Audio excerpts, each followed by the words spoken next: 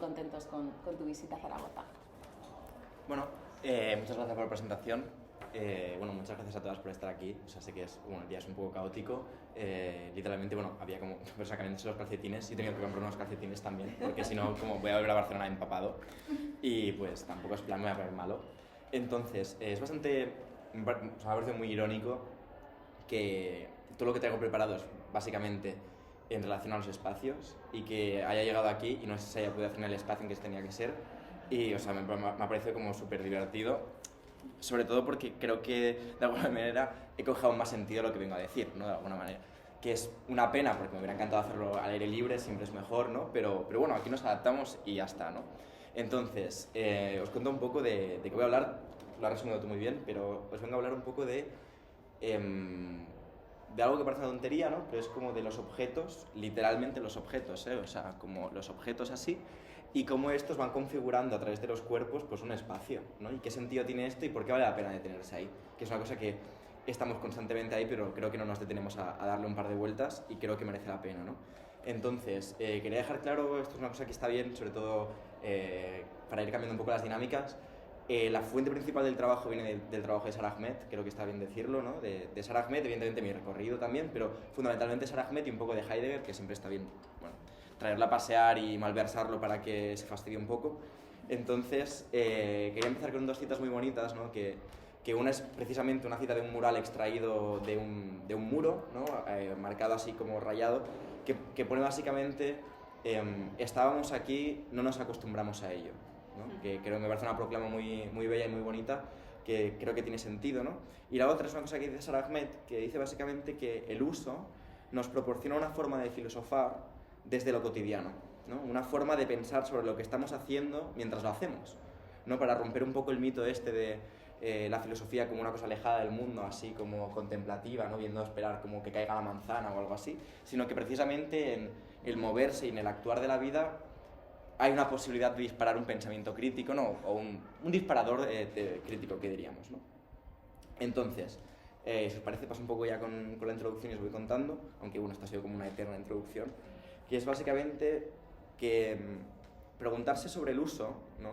Pararse a pensar en él, es de alguna manera preguntarse y preocuparse, ¿no? Que esto es una cuestión muy importante, ¿no? La preocupación por cómo uno y el mundo se pone a trabajar en las cosas, ¿no? ¿Qué relación establecemos y qué formas de vida mantenemos y cuáles no? Esto es una cosa como que creo es muy importante, pequeño inciso ya. Heidegger decía, ¿no? Que el cuidado es el modo de ser del mundo del ser humano, ¿no?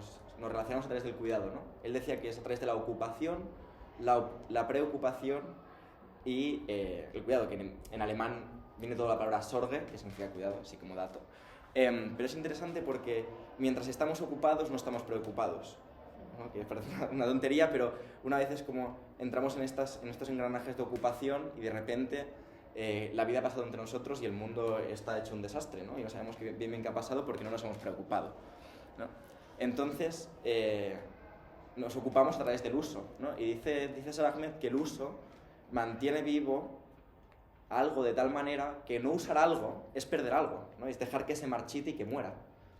Entonces, que no tiene por qué ser algo malo, ¿eh? Ojo, como yo siempre pienso en esa frase de Marx, ¿no? De que todo lo que existe merece perecer, pues tiene también sentido esa frase, ¿no? Y tiene su lugar en el mundo, pero creo que es importante recuperar la intencionalidad, ¿no? Al pensar en eso. Entonces, de normal, el tema del uso y los objetos parece ser algo como de segundo orden, ¿no? Como si fuera una cosa, pues, relegada a la artesanía, podríamos decir, ¿no? Y no al arte, o relegada, pues, a la producción técnica y no a las cosas elevadas, ¿no? Como si fuera algo como meramente objetual. Cuando los usos, si atendemos bien, dicen más de los sujetos, es decir, de nosotros, de lo que nos pensaríamos en primer término, ¿no? Porque el uso y los objetos es algo que usamos para describirnos a nosotros, ¿no? Eso es una cosa que si pensamos quizás, es una tontería, pero está alejado, pero no tanto. Yo creo que muchas veces, ¿no? Uno se enamora de una persona cuando la ve usando algo de una manera peculiar y única y singular, ¿no? Como ese pequeño destello de mira cómo ha agarrado esto, ¿no? Y ahí se demuestra la maestría y la excelencia, ¿no? No hay nada más bello que usar alguien de una manera única y singular, creo que, y dice algo de la persona que es intraducible, ¿no? Entonces, llegamos a una cosa muy bonita, que es que el uso puede ser una relación de afecto, ¿no? El uso no tiene por qué ser algo meramente instrumental, sino que hay toda una dimensión afectiva en el uso. Y aquí es donde hay la chicha, ¿no? Hay una chicha tanto personal como política, ¿no? Porque además, el uso no tiene por qué ser unidireccional. El uso puede ser recíproco, puede ser una voluntad, un acuerdo mutuo, ¿no? Y sobre todo que ser un objeto para algo, ¿no? Existir para algo puede ser algo bonito, no tiene por qué ser algo meramente alienante o algo peyorativo, ¿no? Como el servicio, ponerse al servicio de algo y ser como objeto de un uso puede ser algo precioso, ¿no?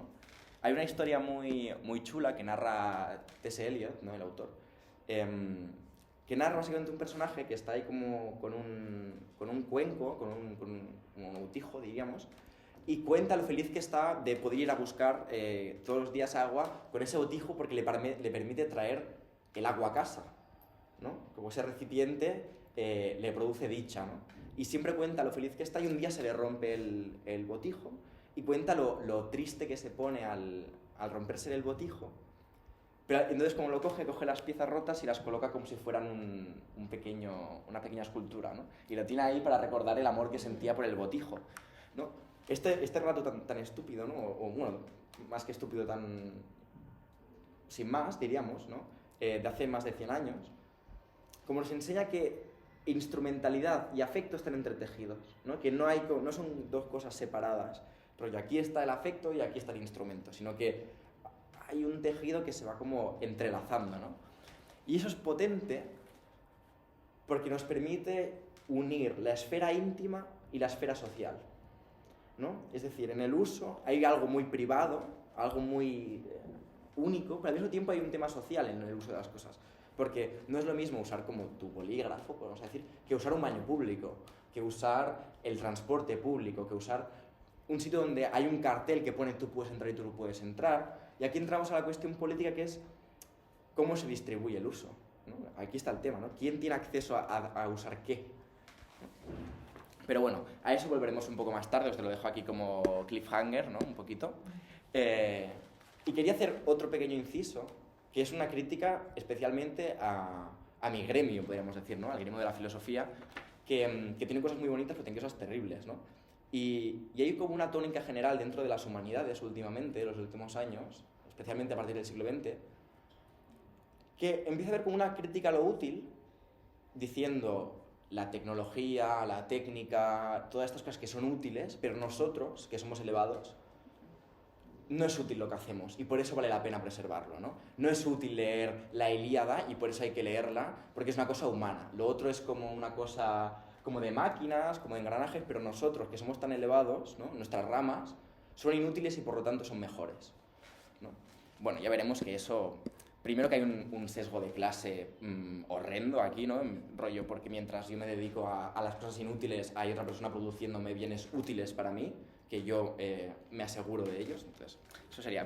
Pero bueno, luego volveremos. Entonces, voy a justificarme un poquito. Si voy muy rápido me lo decís, y me paráis, no os cortéis, que yo arranco y tiro. Que quería justificarme un poco, ¿no? O hacer una explicación de qué es el uso, porque llevo aquí ya unos minutos, llevo 10 minutos casi hablando del uso, pero no os he dicho qué es el uso, ¿no?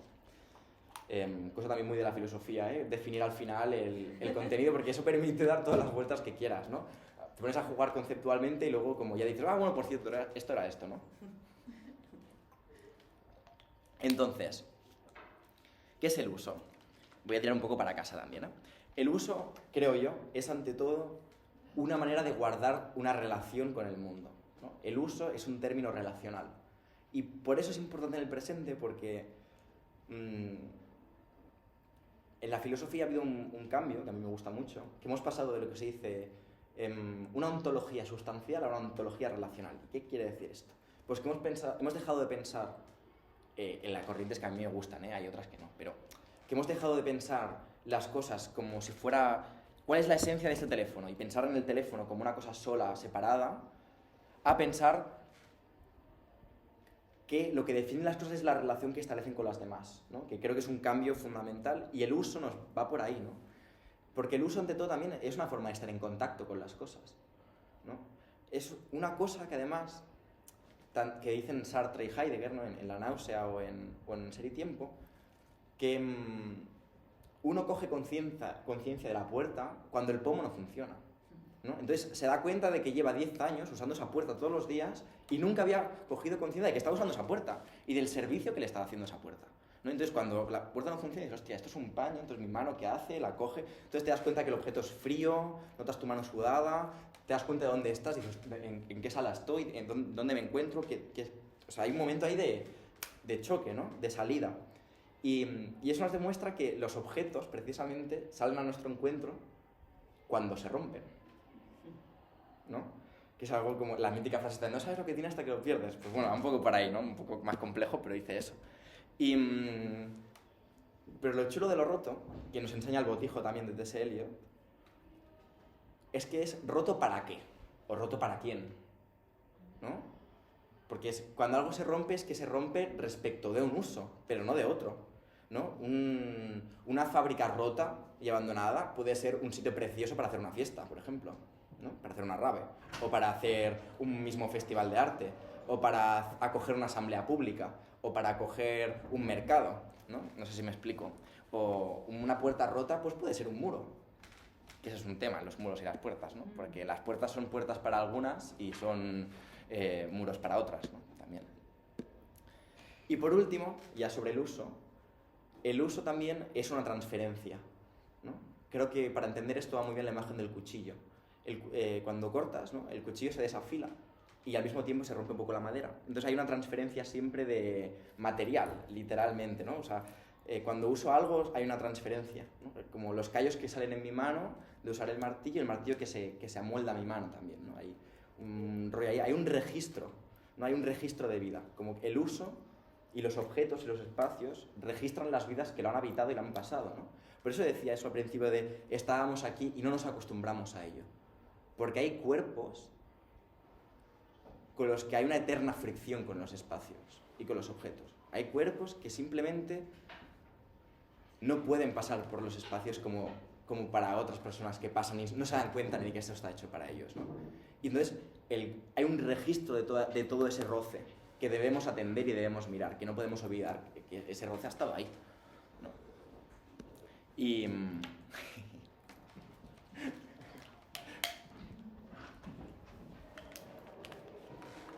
bueno. Perfecto, continúo, ¿verdad? Si alguien más se quiere ir, como nos cortéis, de verdad, no es problema. Y, bueno, mira, por los que vienen, por los que vean. Sí, estás viendo. Buenas. Solo tenía un ratito, me han dicho que iban a estar al principio y se iban, ¿eh? No hay problema. Bienvenidos. Hola, buenas. Estamos hablando sobre el uso, ¿vale? Entonces, andando un poco más, hay una frase de Lucrecio que aparece en De Rerum Natura, ¿no? Que De Rerum Natura es una obra que desde aquí os la recomiendo encarecidamente, es un poema precioso, donde hay como una tensión increíble entre él que quiere defender como la vida imperturbable del sabio que no le afectan las cosas, y hay una descripción tan sentida en su poesía que se contradice a él mismo, ¿no? Y por eso creo que es tan bonito Lucrecio. Pero dice una cosa que creo que es importante, que dice: nada nace para que podamos usarlo, lo que nace crea su propio uso. Que me parece una buena advertencia, ¿no? De repente cuando vemos una cosa, ¿no? Porque aquí entonces empieza a aparecer una diferencia entre las cosas que hemos diseñado y las cosas que nos son dadas, ¿no? Aunque, debo decir, luego ahondaremos aquí, pero pequeña advertencia, María Zambrano, ¿no? Siempre dice que hay un Dios que es el Dios todopoderoso, que nadie lo puede, que es Cronos. Cronos siempre gana, ¿no? El tiempo siempre gana, ¿no? Y toda la vida, dice Zambrano, que es un sacrificio al tiempo, ¿no? Y el tiempo también gana a la creación humana, porque con el paso del tiempo, lo natural o lo dado y lo creado se disuelve. Y todo se vuelve una gran mezcla de cultura y natura, ¿no? Donde no se diferencia la una de la otra. Y eso es bonito porque, como decía Bergson, el tiempo es la indeterminación del ser. Y por lo tanto, eso significa que todas las cosas que han sido diseñadas para un uso, el tiempo es nuestro aliado y nos puede abrir la puerta a otro tipo de uso, ¿no? Que creo que eso es esperanzador, ¿no? Porque cuando uno ve cómo están las cosas muchas veces y cómo están los objetos colocados en los espacios y lo difícil que es atravesar ciertos sitios y habitarlos, lo difícil que es habitar un espacio, de repente pensar que con el tiempo se van a abrir brechas constantemente, ¿no? Y es nuestro deber atenderlas, porque claro, si no, la brecha por sí sola no hace nada, ¿no? Entonces, vamos un poco ya a la teca, que esto era como una abertura y vamos siendo... Uy. La siguiente. Entonces, estoy contando el tiempo, no os preocupéis. El uso, ¿no? Hay principalmente un antagonismo, ¿no? O está en uso o está fuera de uso. Y es una cosa que me parece muy, muy simple, pero ya veréis que es más interesante de lo que parece, ¿no? Entonces, en uso. La gran parte de las cosas están en uso siempre, ¿no? Hay un engranaje que no para. Esto, especialmente, como más avanzado está el modo de producción, más en uso está todo, más rápido, más exprimido, con más eficiencia, ¿no? Entonces, los entornos, ¿no? Los objetos, porque no recordemos que un entorno, un espacio, es un conjunto de objetos. No es... Un espacio no son unas coordenadas abstractas, como si fuera una especie de Excel, donde colocas cosas. No.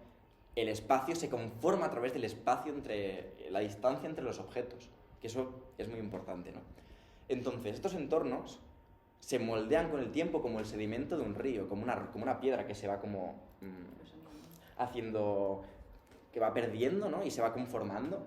Pues los espacios son iguales, ¿no? Y entonces empiezan a aparecer relaciones de objetos, ¿no? Rollo, en este sitio se usa esta cosa para este objetivo, ¿no? Como se establecen como cadenas de sentido, de significado, se establecen jerarquías de uso, ¿no? Y de repente hay cuerpos, ¿no? Hay personas. Y dice Sarah Ahmed en relación a que es conjuntos, dice, cuando se cuestiona tu uso de una instalación, se te cuestiona a ti. Cuando se te cuestiona tu derecho a ocupar un espacio, se cuestiona tu derecho a ocupar una categoría, ¿no? Esto quiere decir que una instalación, un espacio, puede estar ocupado incluso cuando está libre, ¿no? ¿Por qué? Pues porque yo tengo las llaves y tú no.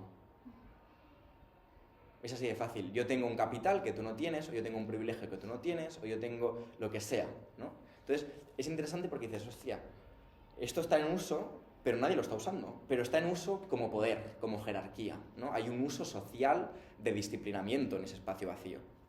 Y dice Ahmed, ¿no? Que en uso puede describir cómo los mundos están ocupados por cuerpos para los que se supone que están destinados. Que aquí ya estamos llegando a una cosa que para mí es el leitmotiv de lo que quería presentaros. Que cuando hablamos de objetos, hablamos de para quién. Siempre. ¿Cómo? Y atender al objeto es una óptica interesante para identificar intencionalidades y jerarquías que a priori nos pensábamos que no estaban tan presentes, ¿no? Es una buena óptica para ver el para quién. Y entonces vamos con el fuera de uso o lo roto, ¿no? Hemos buscado lo que está en uso y ahora vamos con el fuera de uso, que es un poco el enlace. Hay una cita otra vez muy bonita, ¿no? Que en relación a que aquello que se rompe y no se puede usar, ¿no? Que parece como algo simple, pero íbamos otra vez al jarrón, al botijo, que dice así: cuando un objeto se rompe, ya no puede ser de utilidad. Eso está claro, ¿no? Pero puede ocupar su lugar convirtiéndose en monumento. Un monumento es algo por definición inútil en sentidos prácticos, ¿no? Un monumento es un pedazo de columna aquí y venga, pues adelante, ¿no? Os hacer lo que queráis con ella, o una estatua, lo que sea, ¿no? Entonces me parece algo interesante porque aparte el monumento solo es monumento cuando es ruina. Hasta que no es ruina, no es monumento, ¿no? ¿Pasen? Sí, no os preocupéis. Vale. Prosigo entonces. En un mundo ideal, ¿no? Todo serían monumentos y todo sería genial, pero en un mundo de monumentos nos moriríamos, ¿no? Entonces, no todo puede ser un monumento, tristemente, ¿no? Así que entonces hay que hacer una advertencia, ¿no? Si todo no puede ser un monumento, si no todo puede ser memoria, entonces hay que pensar más en serio el uso, porque si el uso hace posible una conexión, en el momento en que se rompe ese objeto, se rompe esa conexión. Se rompe, ¿eh? Y eso, pues aquí hay una cosa muy densa que me voy a saltar, no os quiero hacer pasar por ahí. Cuando eso se rompe, digamos, se pierde el registro. Ese es el tema. Es decir, cuando una cosa no está rota, se puede registrar todo el rasguño, pero llega un punto donde eso se rompe, se quiebra, ¿no? Y se quiebra del todo. Y eso pasa también con las vidas, ¿no? Que creo que es una cosa que Rosi Braidotti, que es una filósofa con la que tengo mis diferencias, pero dice algo muy bonito, muy interesante, que es que en la vida hay que acelerar, hay que aumentar la vitalidad siempre al límite del umbral, justo antes de romperse, porque hay veces que hay puntos de intensidad que rompen vidas, ¿no? Y eso creo que es una cosa que, dado el panorama político actual, se puede ver. Puede haber un nivel de destrucción, de genocidio tal, que borre todo el registro. Esa es la misión del colonialismo. Es esa, borrar el registro de una vida que había ahí, ¿no? Que es una cosa que Edward Said, autor maravilloso, ¿no?, repite, que dice precisamente el fuera de uso, la inutilidad de algo, es la excusa para el proyecto colonial. El proyecto colonial se justifica diciendo, aquí no se usa esto está fuera de uso, por lo tanto, nosotros, que tenemos los conocimientos, vamos a hacer un mejor uso de esta tierra que los nativos. Y por lo tanto, mi proyecto es el correcto. Y estos son unos bárbaros que, bueno, que idílicamente habría que borrar, ¿no? Entonces, y lo útil se usa como arma arrojadiza política, ¿no? Entonces aquí habría que, evidentemente, clamar al cielo diciendo, no, tu idea de utilidad es perversa. Estas tierras sí que son útiles, pero son útiles a formas de vida que tú no puedes capitalizar y que tú no puedes hacer una extracción, que tú no puedes robar, ¿no? Ese es el tema. Claro que son útiles, no veas si son útiles, ¿no? Eso que decía Adorno con Horkheimer, ¿no? Que la montaña no tiene por qué ser un recurso natural, puede ser la morada de los dioses, y está bien que así sea, ¿no? No tiene por qué ser todo un recurso natural, no un recurso humano. Porque cuando hay un recurso natural es un recurso humano. Perdonad que me he ido un poco, pero me parecía importante decirlo. A ver, que me ubique un poco. Vale. Entonces, esto plantea un tema que me parece muy, muy importante filosóficamente y creo que ya dispara, creo que es un ejemplo de lo que puede disparar atender a las cosas. Y es que cuando actuamos sobre un espacio, y creo que esto tiene mucho sentido aquí, cuando se están pintando murales, se está interviniendo en la ciudad, hay una tensión muy interesante entre cómo ese espacio debe albergar lo nuevo, debe albergar una cosa nueva, ¿no? En este caso, pues, una nueva vida, una nueva manera de entenderse, al mismo tiempo que lo naciente debe recoger la historia del sitio en el cual se está actuando y la propia historia de la intervención, ¿no? Es decir, su propia herida. No se debería, diría yo, ¿no?, borrar la historia o la vida del sitio en el cual se actúa. Porque hay un recordatorio, ¿no?, que una cosa que dice Walter Benjamin en las tesis sobre la historia, que es muy importante, que dice, todo documento de cultura es un documento de barbarie. Y por eso es importante pensar en la transmisión de esa cultura como esa transmisión de la barbarie, ¿no? Hay que recordar siempre a contrapelo lo que hay. Y al intervenir en el espacio, es importante no borrar ese pasado, yo creo, ¿no? ¿Cómo intervenir de manera que no se borre ese pasado, ¿no? Esa historia de toda esa gente que dice, estuvimos aquí, no nos acostumbramos a ello. ¿Cómo preservar esa historia? ¿Cómo ser dignos de esa gente, ¿no? Porque y volviendo a Benjamin decía que la revolución se hace por el pasado, no por el futuro. Por toda esa gente anónima, toda esa gente que ha pasado por esos espacios, darles la sepultura que merecen, ¿no? Que su vida no pase como pase una mota de polvo, que su sufrimiento tenga lugar, ¿no? Y no solo el sufrimiento, sino también lo gozado, ¿no? Porque el cuerpo de goce en los espacios, yo creo que es responsabilidad de la gente que pasa, que habita otra vez un espacio, recordar cómo se ha gozado y cómo se ha sufrido en ese espacio, para ir haciendo un hilo de transmisión humana, ¿no? Porque, y es para acabar con el trozo este, es que el daño no puede incorporarse a la memoria de una cosa que deja de existir. Por eso hay que mutar las cosas, pero no, o deconstruirlas, o reconstruirlas, pero no hay que eliminar, ¿no? El borrón es un acto totalitario, a mi parecer, ¿no? Porque, para mí, estar en un sitio significa embarcarse en un viaje con el desgaste del cuerpo, del propio cuerpo, y con el desgaste del entorno que usamos, ¿no? O sea, cada vez que usamos algo le queda un uso menos, ¿no? Entonces, eso nos hace pensar, nos hace reflexionar en si estamos haciendo un uso respetuoso con la cosa, o estamos haciendo un mal uso. Estamos malbaratando eso, estamos ejerciendo una violencia sobre eso que usamos, ¿no? Es decir, un uso atento implica tomarse en serio la cosa. Y entonces, ahora, vamos a hacer un pequeño inciso, ¿no? O sea, espero que os habéis quedado con todo este tema de el uso. No sé cuántas veces habré dicho esta palabra, pero tiene que ser una barbaridad. Entonces, os voy a hacer un pequeño 5 cèntims, que decimos en catalán, que es 5 céntimos, que significa un pequeñito resumen sobre un autor que, bueno, no sé si sería muy amigo de Sarah Ahmed, pero que es Martin Heidegger, ¿no? Que Martin Heidegger, pues, gran pensador del siglo XX, muy problemático y demás, pero que nos sirve mucho, hay que usarlo, ¿vale? Y a veces contra su voluntad, está perfecto eso.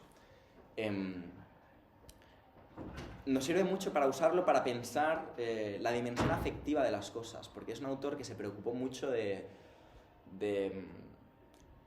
darle un par de vueltas a eso, porque él decía que el Dasein, que somos nosotras, básicamente, los seres humanos, la manera que tenemos de estar en el mundo es preteórica, prereflexiva y afectiva. Es decir, antes de que pensemos algo ya nos hemos relacionado afectivamente con eso, ¿no? O sea, antes de que... Yo ya sé cómo se usa una puerta antes de yo pensar que es una puerta, ¿no? La reflexión es una cosa casi perversa que se hace posteriori, ¿no? Y que imprime violencia sobre las cosas, por cierto. Entonces, Martin Heidegger, en los años 40, dio una conferencia que es Construir, Habitar, Pensar, ¿no? Que es una gran conferencia que se hizo por motivo de la reconstrucción de Alemania. Claro, venimos en la Segunda Guerra Mundial, ya sabéis que Berlín es una ciudad que literalmente no tiene historia casi, ¿no? Tiene esos pedazos de historia marcados, pero el entorno es todo nuevo, no queda nada, queda una iglesia y ya está. Pues lo invitaron a hablar sobre como qué proyecto de urbanismo había que hacer, no sé qué, y el tío llegó ahí y se puso a reflexionar sobre qué es habitar algo, ¿no? La gente se quedó un poco patidifusa, porque claro, en plan, tú imagínate, te invitan a un poco lo que estoy haciendo yo aquí, pero te invitan a charlar sobre cómo edificar una cosa, qué edificios tendríamos que usar, no sé qué, y llegas tú y dices como, pues esto de la construcción yo creo que es alienante, que hay que darle un par de vueltas a los dioses en relación al cielo, la tierra, la cuaternidad, los puentes... Y después este tío no ha salido, ¿no? Bueno, claro, él vivía en una cabaña, se le fue un poco a la vida, pero bueno. Entonces, pero es muy bello lo que dice, entonces pues os lo voy a decir. Nuestro mundo, si ya lo era en los años 50, hoy en día ya es mucho más exagerado. Estamos en un mundo que establece una relación fundamentalmente instrumental con este.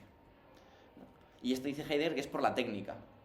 Es decir, la técnica que antiguamente, es decir, la tecnología, que era una cosa que servía, pues, estaba al servicio del ser humano como un martillo, como una azada, como una rueda, lo que sea, ¿no? Y había un ritmo humano que nos servía. Hay un cambio de paradigma con la modernidad, especialmente en el siglo XX, en el cual la técnica coge unas dimensiones descomunales, ¿no? Especialmente, pues, joder, en plan, puedes coger un avión, ¿no? Quiero decir, la dimensión lo que dice Heidegger es como hemos pasado de hacer puentes donde respetamos el cauce del río para atravesar la montaña a hacer presas hidráulicas que regulamos nosotros por encima de la naturaleza cómo el agua entra y sale, ¿no? Aquí hay un cambio de paradigma brutal. Y esa técnica se nos ha ido de las manos y ya no tenemos el control sobre ella, sino que ella nos dicta cómo nos tenemos que relacionar con el mundo.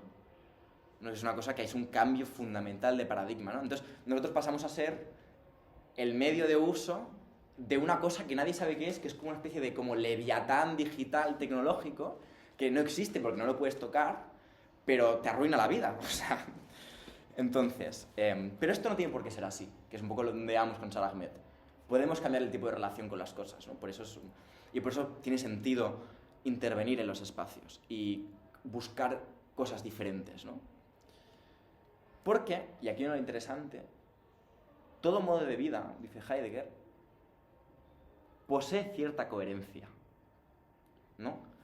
Y tiene una vinculación topográfica, porque un sitio, topos, ¿no? No es un lugar literalmente como esto es un sitio, sino que un sitio es una forma de vida. Y un sitio puede estar en muchos sitios a la vez, ¿no? De eso va como el mundo digital, de hecho, porque no es un sitio. Un sitio es un conjunto de relaciones, ¿no? Digamos. Y nosotros, cuando pensamos en cómo habitamos el sitio, porque al final estoy hablando de Heidegger para que ahondar en qué es estar en un sitio, qué es una casa, esto ya se está yendo, pero bueno, qué es una casa, y dice que un sitio, un lugar, es donde se adhiere cierto sentimiento de pertenencia, ¿no? Donde se desarrolla un cierto sentido de identidad y se busca cierta autenticidad en la existencia humana, ¿no? Entonces, habitar un sitio requiere de vinculación, de pertenencia y de relación con el lugar, donde hace falta coherencia. Y claro, la coherencia es algo difícil, ¿eh? Que algo sea coherente es muy complicado, porque las cosas son coherentes a su manera, pero a veces esa manera, buena suerte con esa manera, ¿no? En plan, como eso vas haciendo así y acabas como mal girbat, o sea, acabas como medio deforme, una cosa muy loca, ¿no? O sea, acabas hecho polvo, literalmente. Entonces, nosotros, ¿no? Estamos en el mundo, como decía antes, a través del cuidado, ¿no? Nos cuidamos a nosotros, cuidamos a los demás, cuidamos los sitios. Y vamos a dejar claro una cosa, ¿no? Como el cuidado por uno mismo es el cuidado también por los sitios donde uno se mueve, se articula, se despliega en una persona y una comunidad. El cuidado, aunque no sea el mejor, aunque sea deficiente, aunque sea distorsionado, aunque no sea adecuado, sigue siendo cuidado, ¿eh? Siempre está presente. O sea, es algo fundamental en el ser humano, ¿no? Y muchas veces, cuando algo es deficiente es porque no sabemos hacerlo mejor. O no tenemos las herramientas, o estamos inmersos en esa ocupación que no nos deja preocuparnos. Pero hay un cuidado, y hay que atender a ese cuidado, porque eso es lo que define un espacio y un habitar, ¿no? Un espacio es los cuerpos que cuidan de ese espacio, porque sin ese cuidado ese espacio no existe, ¿no? Cuidado puede ser las hormigas que se encargan de eliminar los rastros para que no haya infecciones. Cuidado son las setas y los fungis que controlan cómo funcionan las redes en la naturaleza para que haya una cierta simbiosis. La simbiosis es cuidado, no es solo un ser humano poniendo una tirita, ¿vale? o poniendo masilla, ¿no? Hay como una pachamama casi de cuidado, ¿no? en el mundo. ¿Y por qué digo esto? Pues porque el síntoma de nuestro tiempo es el del desarraigo, ¿no? Creo que es algo que nos podemos sentir identificadas todas, ¿no? Que estamos desarraigados, ¿no? Nos sentimos desarraigados, ¿no? Ya Simone Weil, a principios del siglo XX, escribía un texto político que se decía echar raíces, como el proyecto fundamental político que deberíamos tomar, que es echar raíces en un sitio, ¿no? Pero ¿cómo vas a echar raíces en cemento, ¿no? Al final. O sea, hay un verso de una persona que me gusta mucho que es en catalán, pero traduzco, que dice como qué difícil es florecer bello y hermoso en este asfalto tan podrido. O sea, requiere de una fuerza casi hercúlea, ¿no? Como la mala hierba nos enseña muchas cosas, yo creo.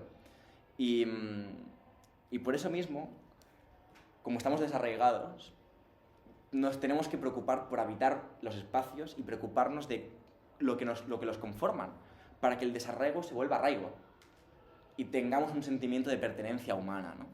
Porque, advertencia, eso sí, la casa nunca está terminada. Nunca está terminada, ¿no? Y hay que desmontarla, como decía Audre Lorde, la casa hay que desmontarla, ¿no? Pero para hacer una casa mejor donde cabemos todos, esa es la gracia, ¿no? Pero la casa nunca va a estar realizada, la casa nunca va a ser completada, ¿no? Heidegger nos dirá que siempre nos hallamos camino a casa. Estamos en un eterno peregrinaje a casa. Y por eso siempre los espacios hay que irlos tocando. Porque los cuerpos cambian y los objetos también, ¿no? Y aparecen usos diferentes, ¿no? De repente, como hay un objeto que de repente, ¡ping!, sale a tu vista y dices, hostia, esto que lleva aquí 30 años, podemos darle un espacio diferente, ¿no? En plan, eso es una cosa que en otro libro de Sarah Hement, que se llama Queer Phenomenology, dice, oye, coge tu casa y cambia, pon la mesa en la cocina y el sofá en tu habitación y en el salón pon una cama y a ver qué hace la gente cuando entra a casa.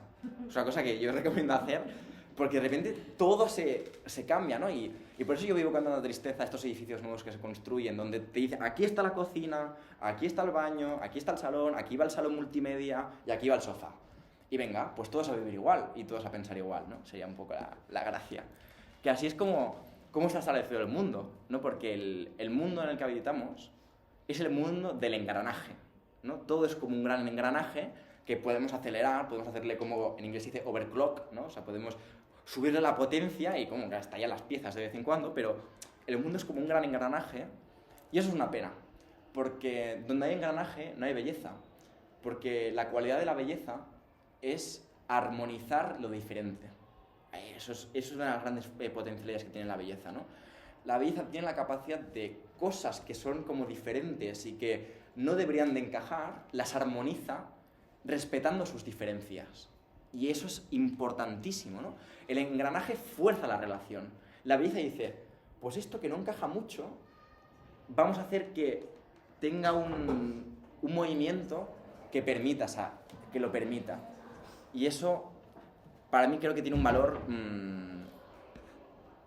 incontestable casi, porque no cierra la abertura que siempre somos, ¿no? Como seres humanos estamos siempre abiertos, no somos seres realizados.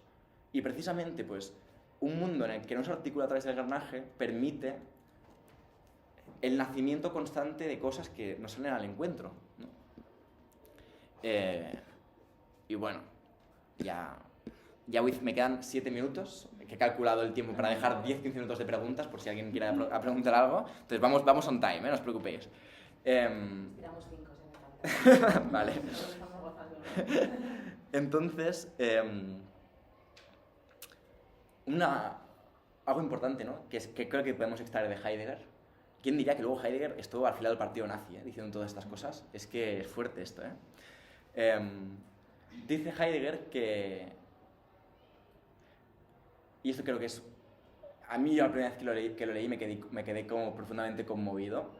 Que dice que la cercanía no se mide por la mayor o menor distancia de un objeto, sino por la atención y el cuidado que le prestamos, ¿no? Y eso me parece una cosa que desmonta el argumento de lo que decía antes del cuadrado técnico, ¿no? Es decir, uno no puede organizar las cosas pensando que la distancia es literalmente los metros, ¿no? Porque entonces salen proyectos de ciudad, proyectos de espacios que en el plano son perfectos y luego la gente vive ahí y es todo un desastre. Y de repente no hay espacios de reunión, no hay espacios de vida, no hay espacios de intercambio, no hay riqueza, ¿no? Precisamente porque la distancia va por otro lado, ¿no? Y entonces, cuando pensemos en cómo nos habitamos, pues me parece como casi como un mantra muy potente, ¿no? Que la atención y el cuidado es lo que define la distancia, ¿no? Porque ante todo hay una correspondencia entre nosotros y el mundo, ¿no? Nosotros no somos como una cosa suelta que de repente ¡pam!, aparece aquí como si fuera Superman llegando de otro planeta, ¿no? Y de repente el mundo ya está hecho y nosotros estamos aparte. No.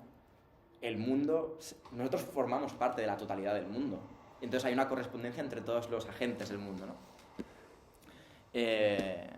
Y ya está, ¿vale? Cerramos de esto Heidegger, que creo que estaba bien, creo que venía a cuento además.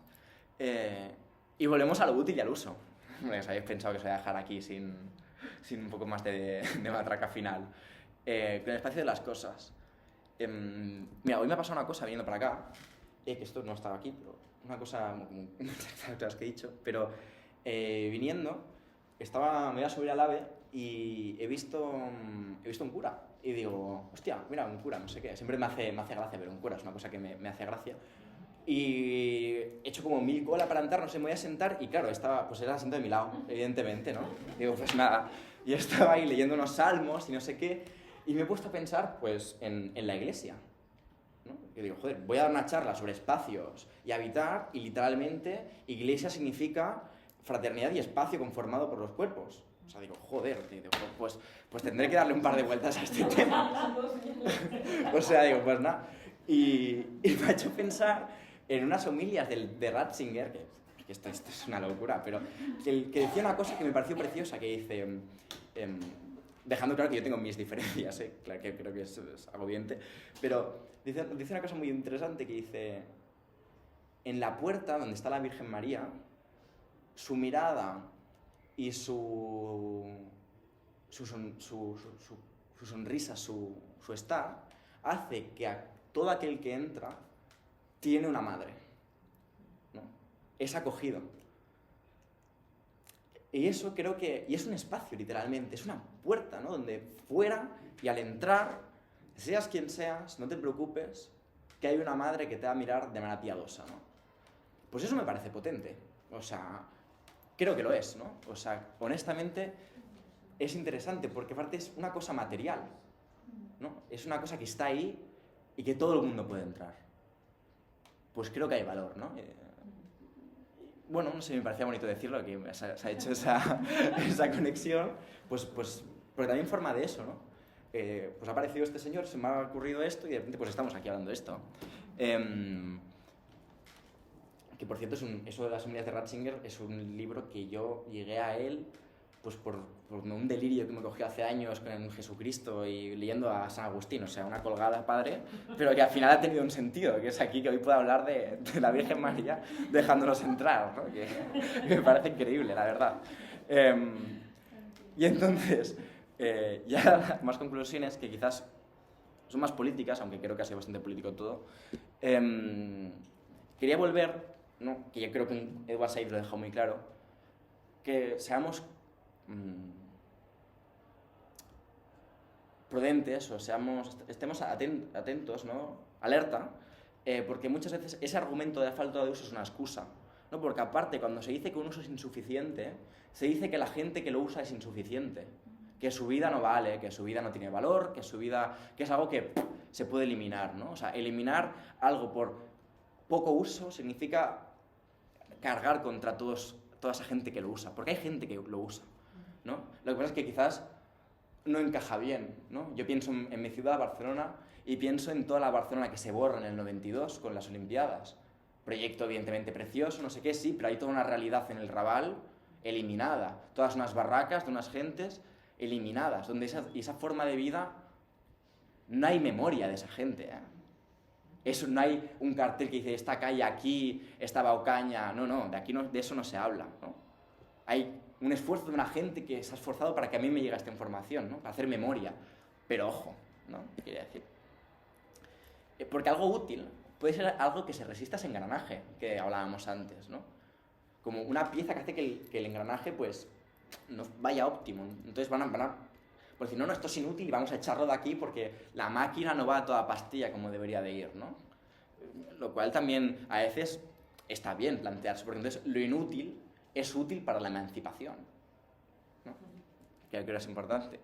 Sobre todo porque en cuestiones de uso y productividad y demás, se entiende que un buen uso es extraer lo máximo que puede dar algo, ¿no? Ese es el buen uso, ¿no? Un buen uso es coger una cosa y exprimir la vaca ahí hasta dejarla así, ¿no? Eso es un buen uso. Y un mal uso es como, no está siendo eficiente, no está siendo productivo, ¿no? Y quizás el cuidado requiere de no hacer un uso excesivo de las cosas, ¿no?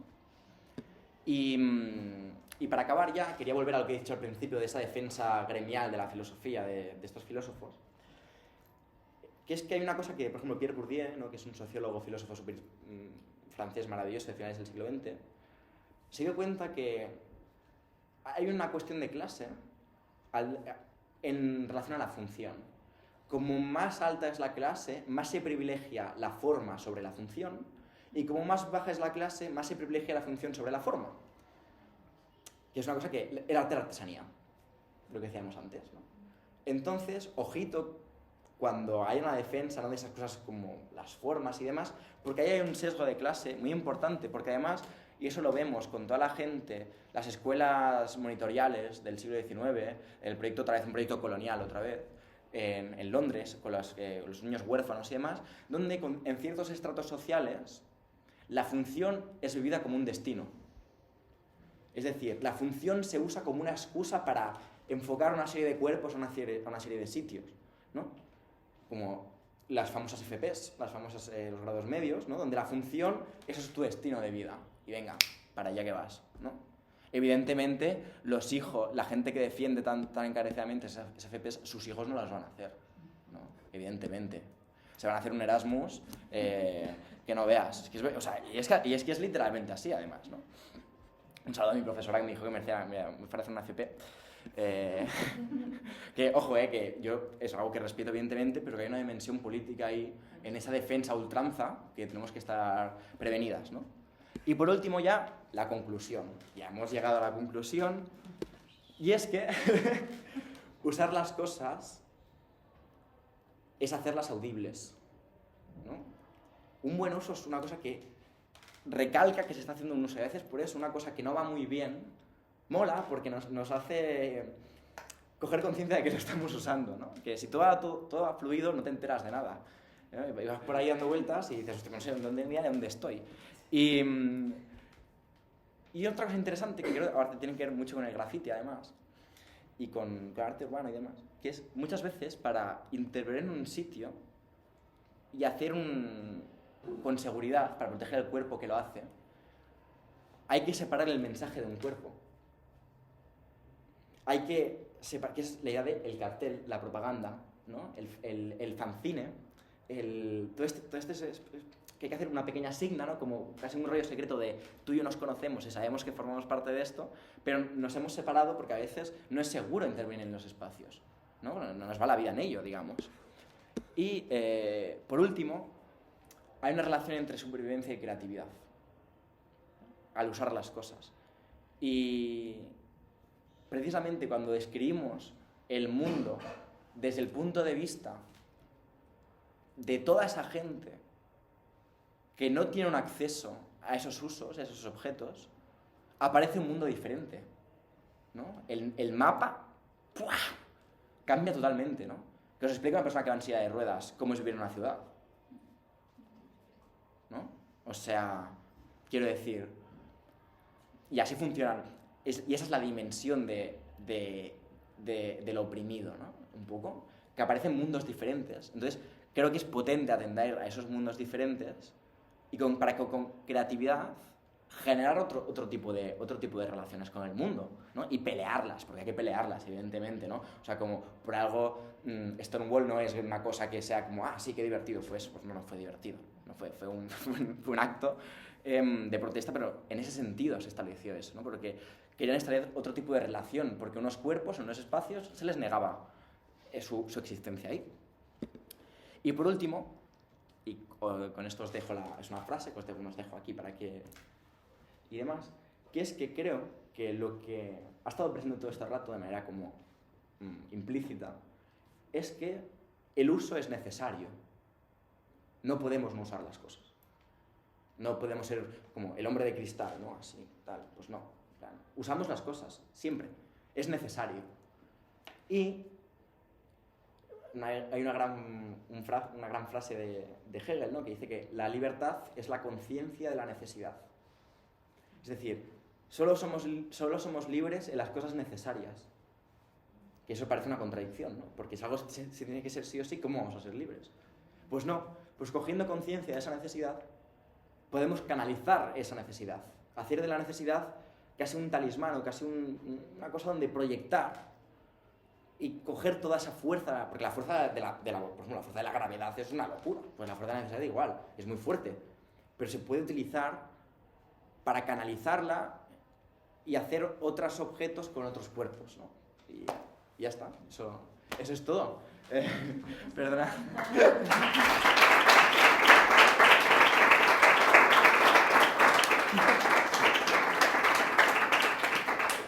No sé, aprovechamos que está aquí Leo.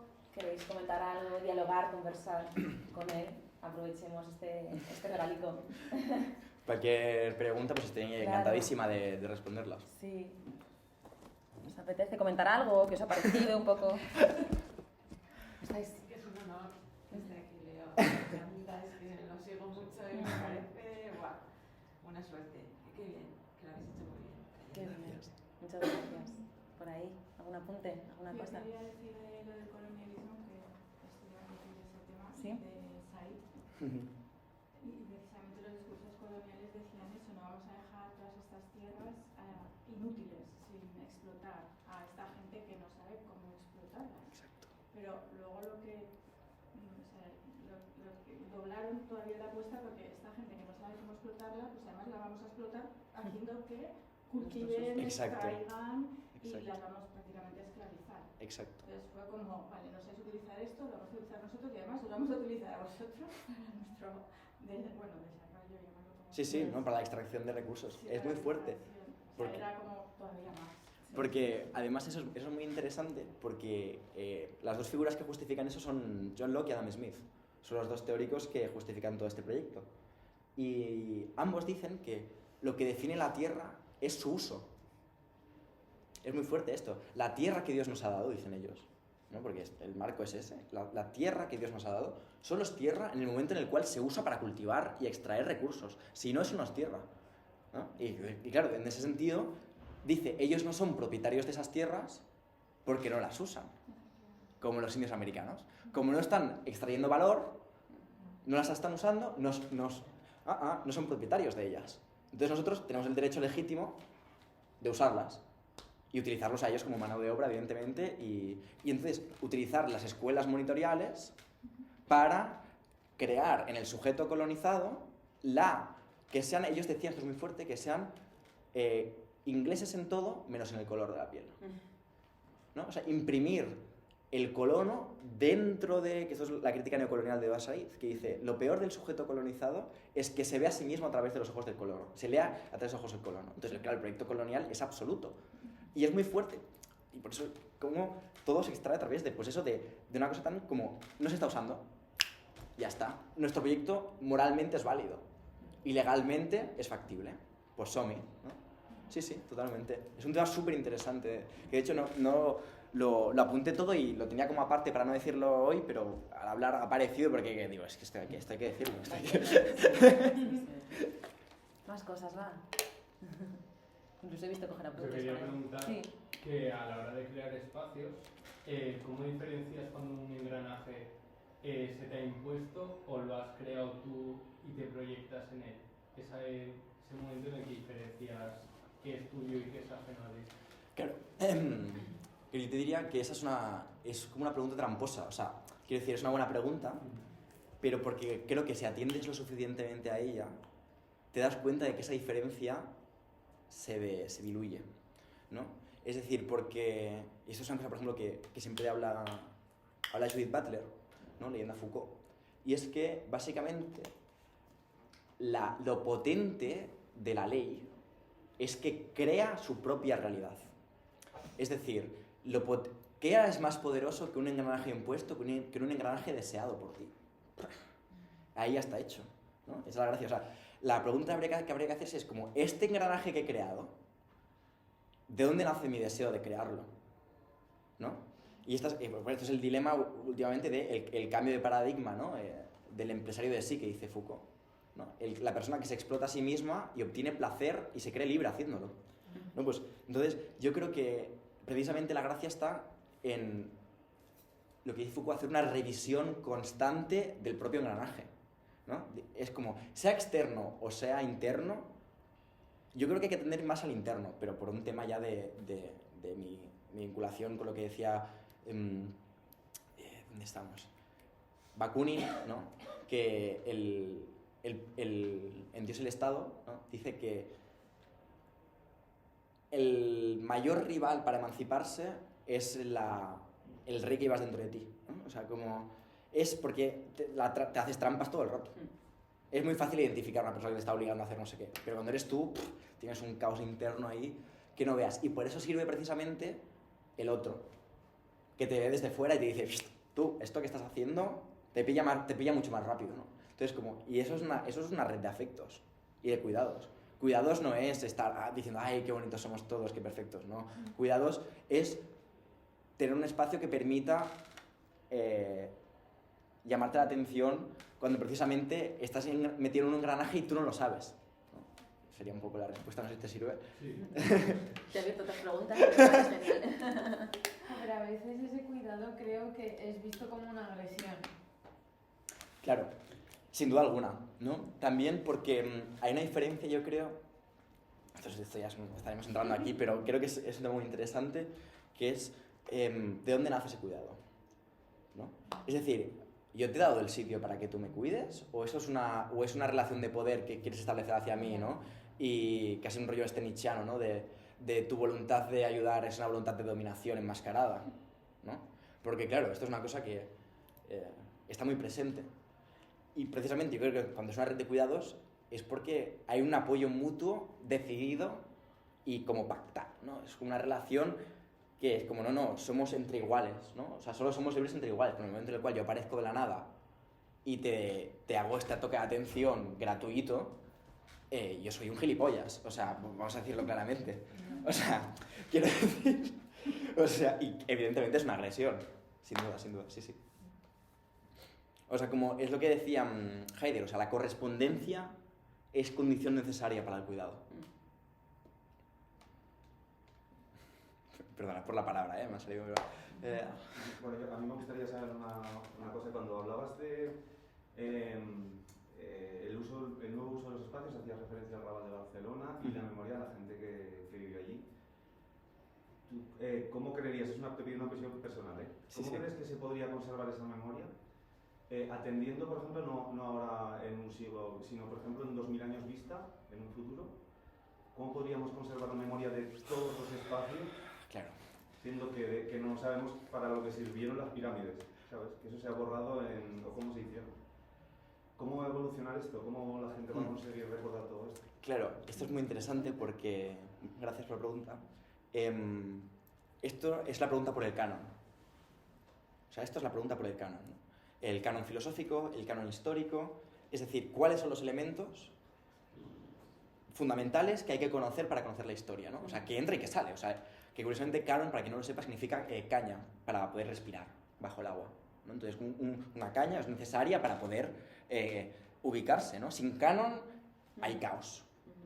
Pero llevamos ahora 50, 60 años criticando el canon, porque el canon es blanco, es heteronormativo, es colonial, etc. O sea, el canon hay que revisarlo. Entonces, lo bonito es que conservarlo todo es como el cuento de Borges, de esta gente que quiere hacer un mapa perfecto del mundo y acaban tapando el mundo entero con un mapa.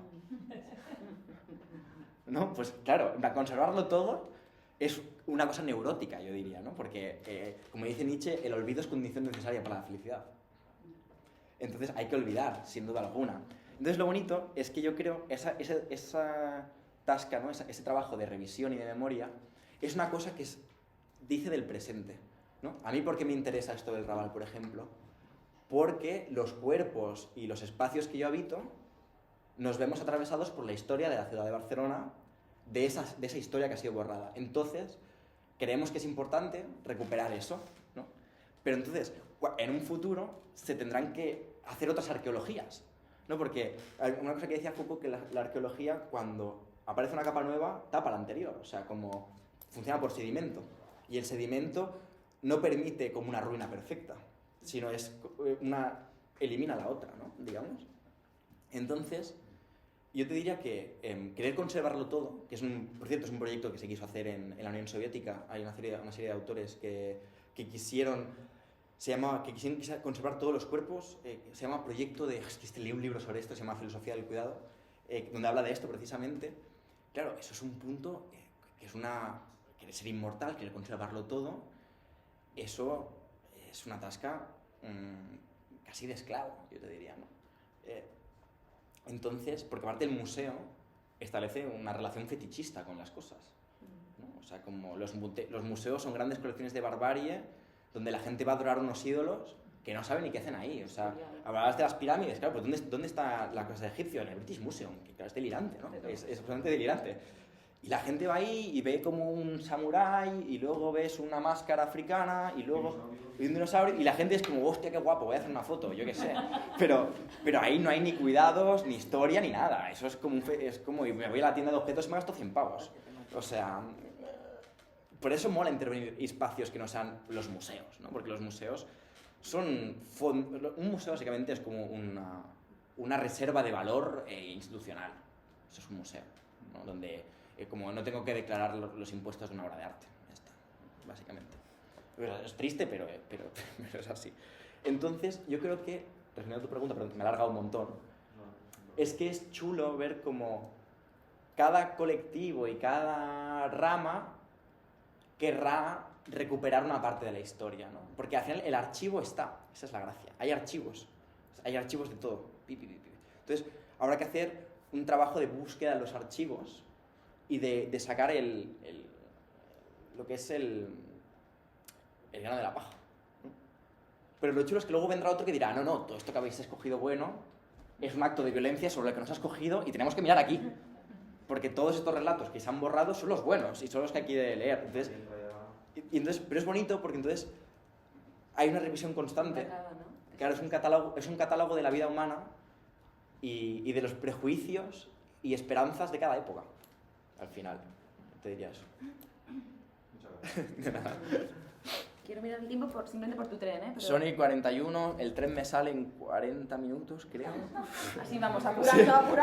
Voy un poco apurado, sí. Sí, lo vamos a dejar aquí. Así que sí, que me ha alargado 7 Pero, minutos más. wow, sí. Muchas gracias.